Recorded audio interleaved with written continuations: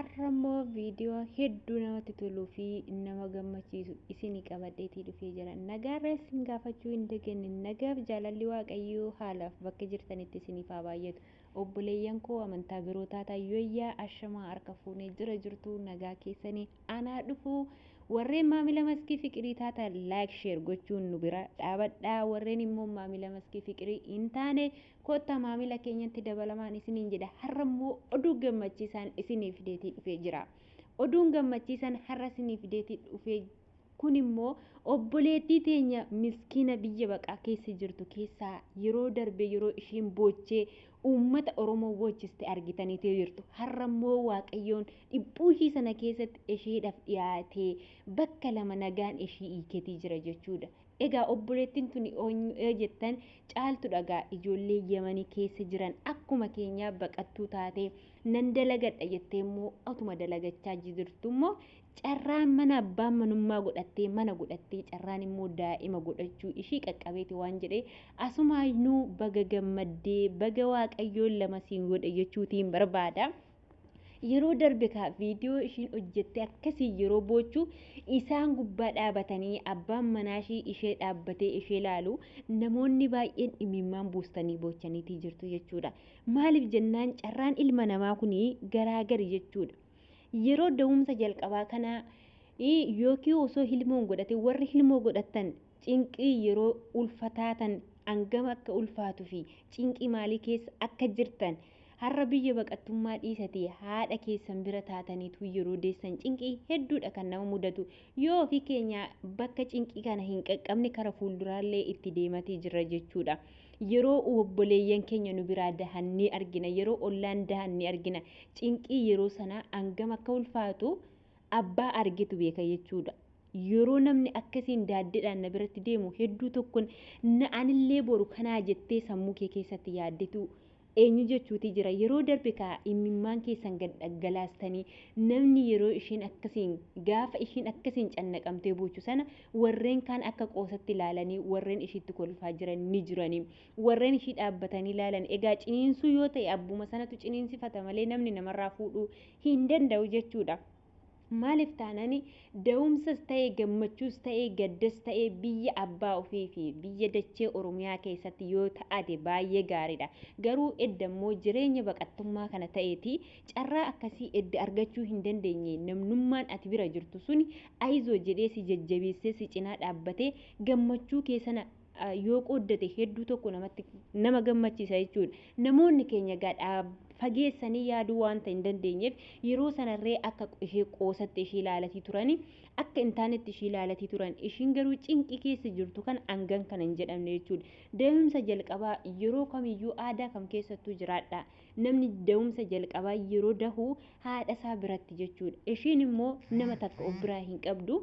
Obboleewwan ishee kana qofaadha kan ishee bira jiru jechuudha. Kanaaf immoo Waaqayyoon ishiidhaaf dhiyaatee har'a ishii qaqqabsiisee jira. Kanaafuu maal jechuu kootee obboleeyyan koo silkiin irratti bilbilameeti ture.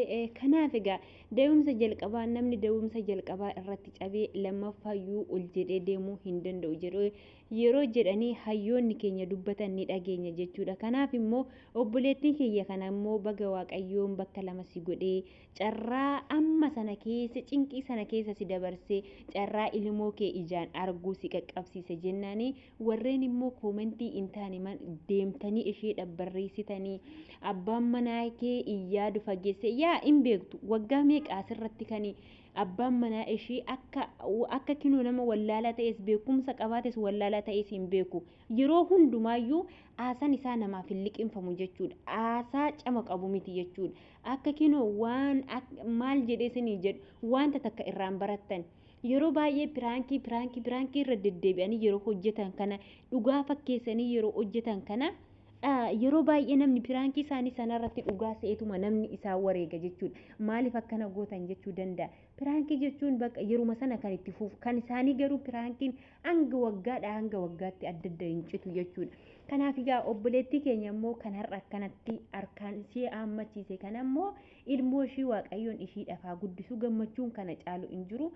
Dadhabbii hangana hin jenne argiteetii jirti ji'a 9 guutuu garaatti baattee cannaqamtee oliif gadi yeroo ka'udha. Hanguma ji'oonni ishii dabalaatii deemu ulfi ishii sun irree cimaatii deema. Adagaa kana hundumaa kan danda'u eenyudha? Shamarreedha jechuudha. Har'a immoo shamarreen kun haadha ishii bira hin jirtu. Namni dadhabdee yaantala koo maal taati? Bakka kana si dhukkubaa, bakka kana akkam taata namni jedhuun kun namni sirriitti sammuudhaan jabaatee bira dhaabbatu hin jiru. Bakka kanatti gaa haadha malee namni nama gargaaru hin jiru. Namni irreen akka garaa ofiitii hin argatan jechuudha. Har'a garuu yeroo darbe torbee darbe yeroo imimmaan ishee akkanatti gadi lolaastee boochu kana har'a immoo imimmaan ishii sun immoo kara gammachuutti jijjiirrameeti. Ani obboleewwan koo biyya namaa keessa jiran kana keessa wanta yeroo baay'ee gorsuu fi otoo kana ta'e maal gochuu wayya jedhanii jireenya biyya namaa keessatti tokkoffaa ilmoo godhachuun baay'ee ulfaataadha jechuudha. Maaliif jennaan namni nama bira hin jiru. Ollaan namatti hin seenu. Biyya keenya keessatti haadha ofii darbee ollaa madadaatu gaafa da'iisa keetii si wajjin hin kufee ka'a jechuudha. Wanti hundumtuu biyya ofiitiin bareeda. Duutis jireenyis biyya ofiitiin bareeda jechuudha. Yeroo baay'ee shamarran biyya namaa keessa taa'anii gaa'ila qabatanii yeroo daa'imman godhatanii ana keessi koo gammadduu miti. Maaliif taanan ani garuu jireenya isaanii hin jiraadhu. Baay'ee ulfaata yeruma akkasiin taa'aniitu ilaalanu. Gaafa maatiin keenya akkatti safsaffi jedhanii nu faana rakkatan kana biyya namaa kana keessatti eenyutu nu faana rakkata? Omtuu nu faana rakkatu jechuudha. Kanaafuu baay'ee ulfaata. Ani kanumaafan xiqqoo ishii waan ulfaatu se'a jechuudha. Waan ulfaatu natti fakkaata jireenya biyya namaa keessatti ilmoo godhachuun. Kanaafuu caaltuu Waaqayyoon baga lama si godhee cinqii kee sana keessaa baga rabbiin kee amantaan ati itti amantu rabbiin kee si qabatee asirraa si ga'ee ilmoo kee kana si hammachiise kan ilmoo kee kana immoo si hammachiise ilmoo haadha abbaa jettee borummoo si ajajamtu cinqii kee nama itti himattu kana nama si haa taasistu sin jedha. Asumaanuu koongiraaleeshinii baga gammaddeen jedhaani.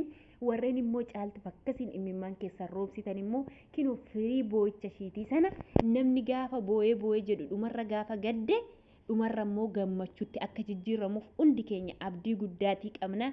Kanaaf immoo kan dhalaterreen harkaa armi si'aa urgaa'u jedha gaafa namni keenya nama deessuu eebbisee ga'ee manaa bahu harkaa armi si'aa urgaa'u caaltuu jabaadhu omtuu sitti hin dhagahaminii. Kanaaf immoo warreen biyya baqattummaa keessatti daa'imman godhanna jettanii yaaddan osoo biyya keessanitti galtanii godhattanii irra filatamaadha jedhee kanan yaadu. Kanaaf egaa viidiyoo koo kana yoo isinitti tole like share gochuun na jajjabeessaa. Warreen immoo maamila koo hin taane koottaa maamila kootti dabalamaan isiniin jedha. Amma viidiyoo itti aanutti walitti deebinutti turtii gaarii.